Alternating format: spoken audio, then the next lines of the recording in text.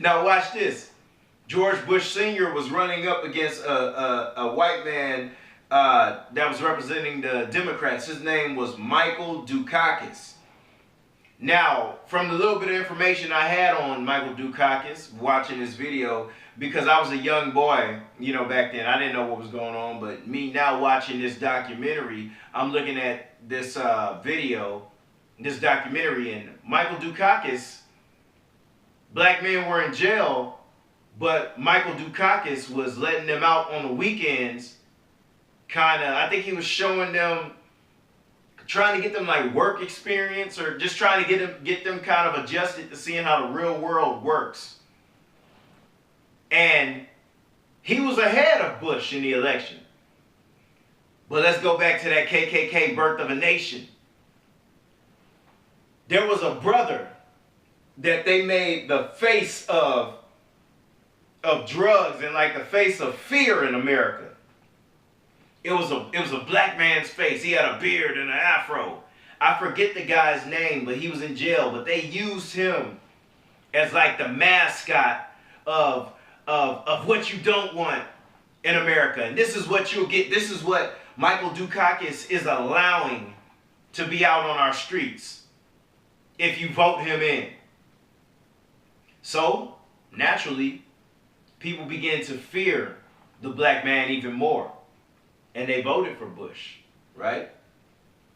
And Bush gets in, and the prison population numbers increase. So if you're noticing a pattern here, the prison numbers are steadily increasing. By this time, we're in the millions, right? Nixon had you somewhere at 500,000. Reagan put you at 700,000.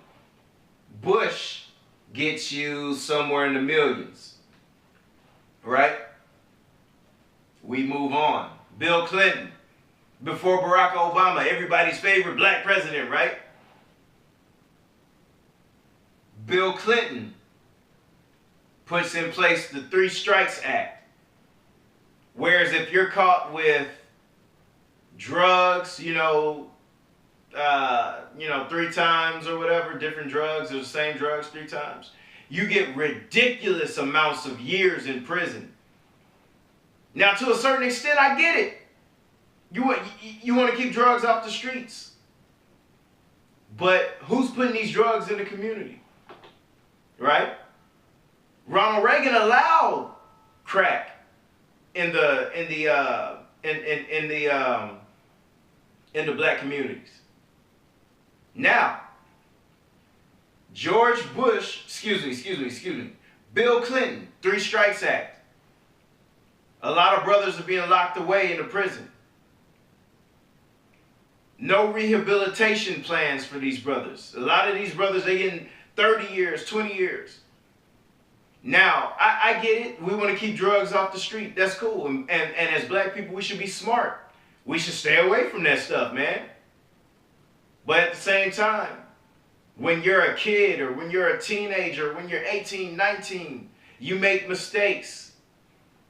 And I get it. If you're caught with that, they should do time. But not their whole life, or the majority of their life shouldn't be spent in prison. But this is what was happening, right? This is what was happening. So he signs off on this 3 Strikes Act. And it's people who sign off on that. I heard that Bernie Sanders signed off on it. I don't know if it's true. Hillary Clinton signs off on it. Oh, Hillary Clinton. That's who a lot of y'all are voting for. Hillary Clinton, yeah. She signed off on it. And then this is in 1994. Now in the year 2000, Bill Clinton apologizes for it. Hey guys, this wasn't the best move. I realized I made a mistake. I'm sorry. Cool. What are his consequences though? A lot of lives were ruined because of this bad idea. If I'm in my car and I accidentally run into the back of somebody else's car, I can apologize all I want to, but my insurance has to pay for that. I have to be held accountable. Where was the accountability of it for this? You can't just ruin people's lives and not be held accountable for that. Right? So we move on. This is a good a good documentary. 13th by Ava DuVernay on Netflix. Go look at that. Then we move on. The strings of killings of the black man. George Zimmerman kills Trayvon Martin. Michael Brown dies. A woman, Sandra Bland. Recently, Alton Sterling. Philando Castile. Man, they showed a clip of that in that DVD, and it was hurtful. It was hurtful. A man that a lot of people loved getting shot for no reason. What are the consequences with these policemen? And I forget the name of one of the laws to where if you just look suspicious, they can come see about you. They can come harass you. Then it talks about this company called ALEC, this private company. And ALEC is a private company that writes laws for Republicans. They write laws for Republicans. The Stand Your Ground law, the law that allowed George Zimmerman to get off. They wrote that.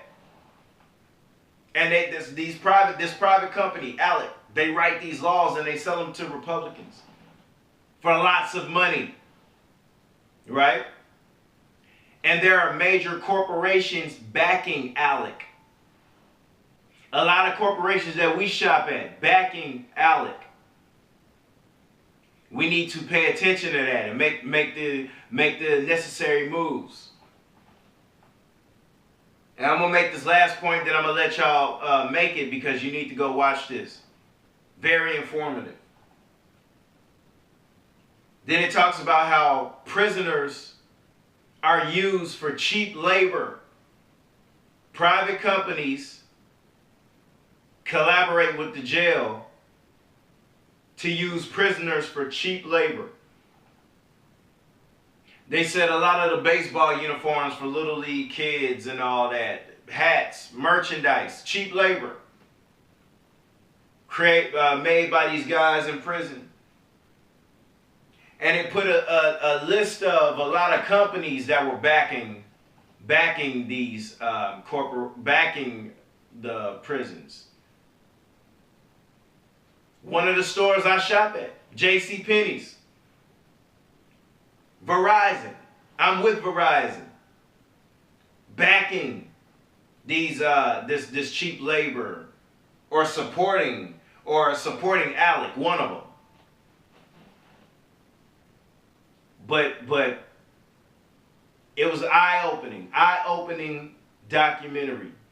If you're black, you should watch it. If you have black children, you should watch it. But I'm gonna leave y'all with that. The next documentary I'm gonna look at a documentary on YouTube tonight, I believe, called Clinton Cash. Clinton Cash. And I'm gonna look at that and I'm gonna get my thoughts together and I'm gonna let the people know about it, man. God bless y'all. Bread Tuck Rob, Bread Tuck Gang forever. 11 million after taxes. I am Black Royalty.